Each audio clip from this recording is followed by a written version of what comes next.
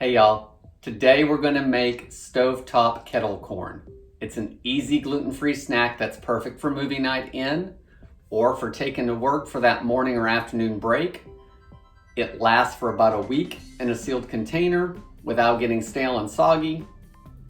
It only takes a couple ingredients, of course, because it's popcorn, but I do use special equipment for it. This is a stovetop popper. I like the Whirley Pop brand. This is not Whirley Pop. This is one I've had for a long time. So when it goes, I'm switching over to Whirley Pop. But it's the same concept. And what it is your popcorn maker has a paddle on it. And this paddle, when you turn the crank, spins constantly, and that keeps the popcorn moving. And because the popcorn's moving, it's coating all those kernels with a little bit of oil, and it keeps the popcorn from burning. So you always have perfect popcorn. It also pops most of the kernels. So in a half cup of unpopped kernels, I usually end up with 5 or 6 kernels at the end that didn't pop. It's my favorite way to make popcorn. It doesn't use the microwave, which I still throw a bag in the microwave once a month because it's easier. And it takes a little less time and there's a little less cleanup. But this gives really good popcorn. You know, pops up full and fluffy. It's the easiest way that I have found to do it, so I don't screw it up on the stove. I'm Jamie with SavorySaver. I share gluten-free recipes, tips, tricks, and resources to make your gluten-free lifestyle easier. So let's move over to the stove and make some kettle corn. Okay, so we are over at the stove and we are gonna bring this together. It only takes a couple minutes. I am going to speed up the video and do a couple edits once I get started, because the last thing you want to hear is me crank this thing for 5 minutes or so. So to our Whirley Pop, we want to add a couple tablespoons of oil.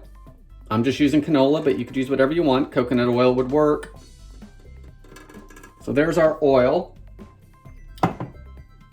We want to add our half cup of popcorn kernels.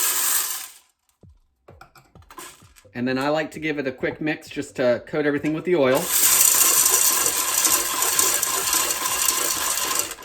And then once that's done, we want to add 1/3 of a cup of just regular white sugar.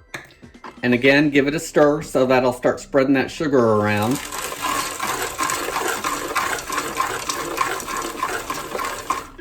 Now the kernels are coated with a lot of that sugar. The sugar's all over the bottom. What's going to happen is this is going to almost caramelize, but we're moving it constantly, so it's not going to burn. So you don't need to worry about that, but you do want to crank this the entire time. So I'm going to turn on my stove to medium high. If you have like one of those 1 to 10 numbers on the stove, I put it at around 8. And I want to cook my popcorn until I hear popping, one pop every 3 to 4 seconds, and then I'm going to take it off, transfer it to my bowl, and we'll get some salt on it and give it a try. We've put the lid down. Let's get started.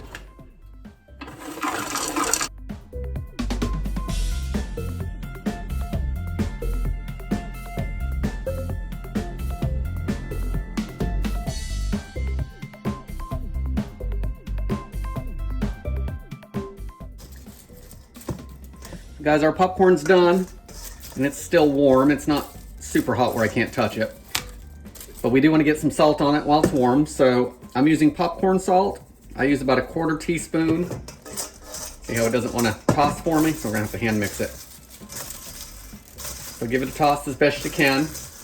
If you're not eating it right off, what I like to do is put it onto a cookie sheet and let it cool. And that way there, once it's cool,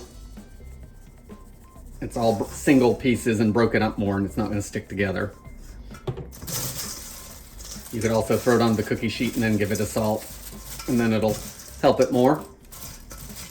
And you can see a couple pieces got a little dark.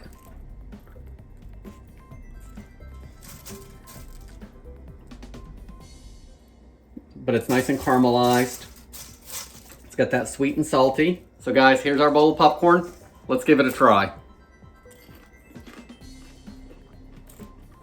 You got your crunch, you got your salt, It's got that caramel corn taste, but not as much caramel as if it was coated in caramel.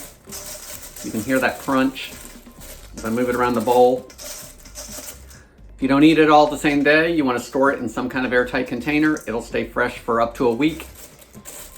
Again, I use the Whirley Pop for it.